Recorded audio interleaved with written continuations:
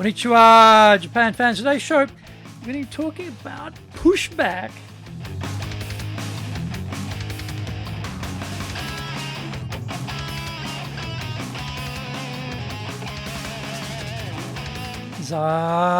Eigo desu. Sore dewa ikimashou. So let's get going. This is the 7th year of the Sales Japan series podcast, broadcasting around the world from the Beverly Hills of Japan, Minato-ku, here in downtown Tokyo. It is chic central. I'm your host, Dr. Greg Story, Dale Carnegie Tokyo franchise owner, the president of Dale Carnegie Tokyo Training, and the 3-time best-selling author of Japan Sales Mastery, which is Zaegyo in Japanese, Japan Business Mastery, and Japan Presentations Mastery in Japanese, Anata mo Purezen Tachijin. Plus, stop wasting money on training, which in Japanese is training de okane o muda ni suru no wa yamimashou. And all are available on Amazon.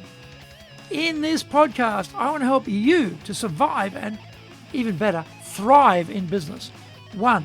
Sell more and do it more easily. 2. Exceed your targets. In fact, blow up your targets. 3. Make some serious money. Don't forget to subscribe and share this podcast with your family, friends, and colleagues. We are not being sponsored by Libsyn, but we value your privacy, which is why we have our podcast hosted by Libsyn. Unlike many other hosting organizations, Libsyn have a strict policy that does not allow access to your private information by anyone. Here is our daily podcast lineup on Apple Podcasts. Mondays, the Cutting Edge Japan Business Show podcast. Tuesday, the Presentations Japan series, and every second Tuesday, the Business Tachijin no Oshie Show. Wednesdays, the Sales Japan series. Thursdays, the Leadership Japan series, and every second Thursday, the Business Pro Podcast Show. Fridays, the Japan Business Mastery Show podcast. Saturdays, Japan's top business interviews. Now, this is episode number 361. Today, we are talking about dealing with pushback from buyers. Nobody in sales likes it when buyers push back and don't make a purchase decision. There are varying degrees of pushback, though. Sometimes it might be the buyer being the devil's advocate, trying to better assure themselves that buying would be the right decision. Other times, it is just the buyer being a pain and exerting their power and authority over the salesperson. Most buyers have never been salespeople, so they are coming into decision-making positions through general management or technical areas like being an engineer, HR, or through the CFO route. In some cases, they don't respect the profession of sales and look down on salespeople, even including those in their own firm. They are seeing the profession as a bunch of shiftless liars and dodgy magicians trying to con the punters. Salespeople, at least the professional salespeople, see themselves as playing a vital role in making the wheels of commerce turn. They connect buyer and seller to the mutual benefit of both parties. Nothing happens in business until a sale is made. It's an old saw, and still true today.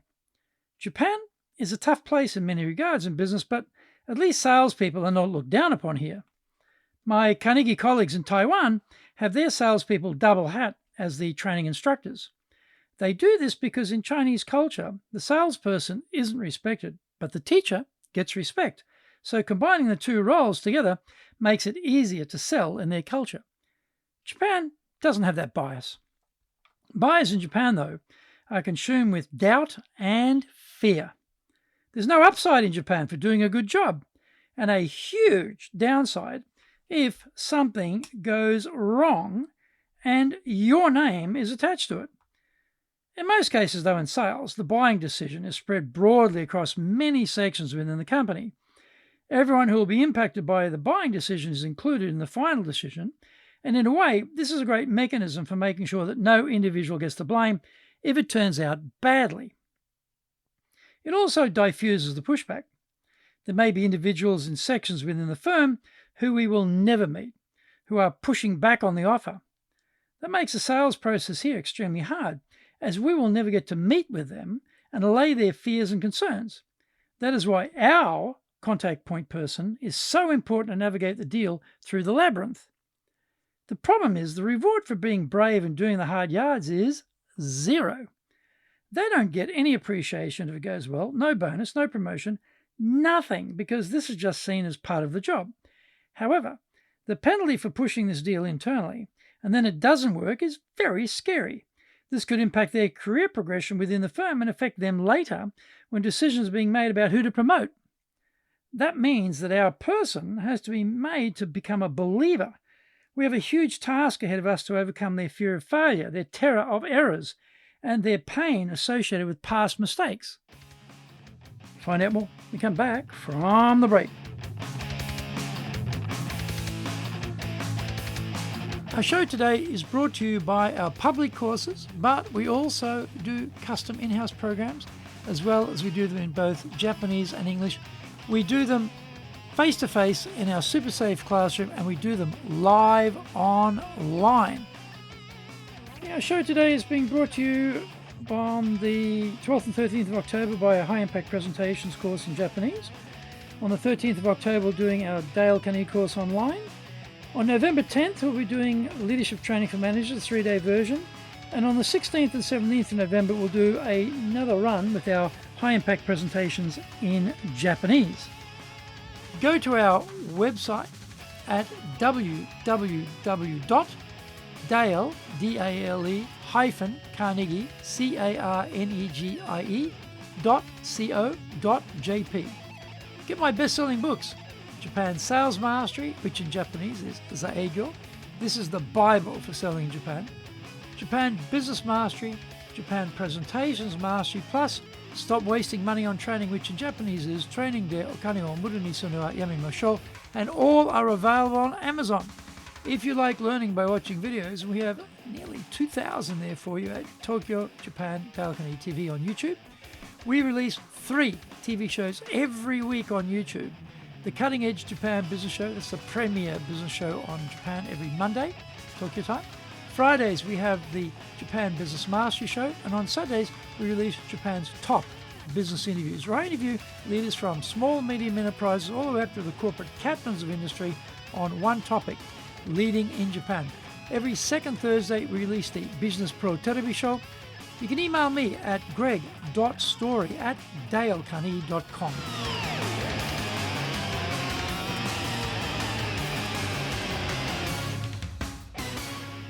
Welcome back. Free trials and small sample testing are good antidotes to overcoming fear of failure. In this way, the product or service can be experienced.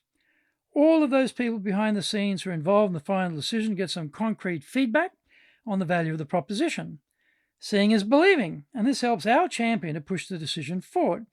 The testing phase can also yield valuable information on any modifications which may be needed before they adopt the whole shooting match. The fit for the company is highly important and can be of more concern than price. If they don't believe the fit is there, then price doesn't matter because the deal will not progress. Another good idea is guarantees and warranties if the purchase doesn't live up to expectations. In our case, we deal a lot with HR people, and they are terrified that the training they choose will get complaints later and they will be held accountable. In order to overcome those fears, we use sample training, and also we'll give a 100% guarantee that the training will cost nothing if they're not satisfied. It is possible that some evil person will decide to use this clause to their benefit and get the training for nothing. In the 13 years we've been offering this clause, we have never had a case where we've had to do the training for nothing. This is Japan, and generally people here are honest, and their main concern is that the purchase will perform as advertised and benefit the company. I'm sure there are other markets where this clause will be an invitation to misuse and ripping you off. So you have to know the mentality of the buyers before making this offer. Thank you for joining the Sales Japan series. If you found the program useful, then please work on your karma and share this with your family, friends, and colleagues. Don't forget to subscribe and share this podcast. Immediately apply what you've learned today. Go out there and survive. Use it and make some serious money.